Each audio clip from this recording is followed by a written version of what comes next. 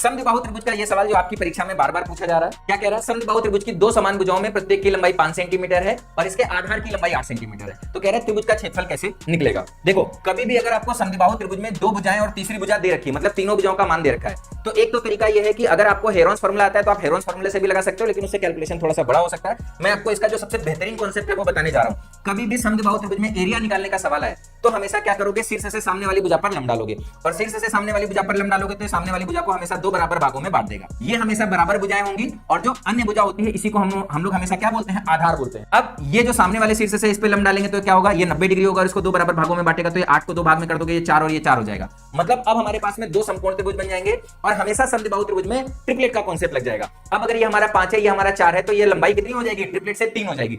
और अगर ट्रिपलेट से ये लंबाई 3 हो गई, ये आधार हो गया और ये लंब हो गया, तो एरिया हमारा कितना हो जाएगा, 1/2, आधार 8, ऊंचाई 3, तो 8 3 24/2 करेंगे कितना आ जाएगा, 12। तो इस सवाल का आंसर हमारा कितना हो जाएगा, 12।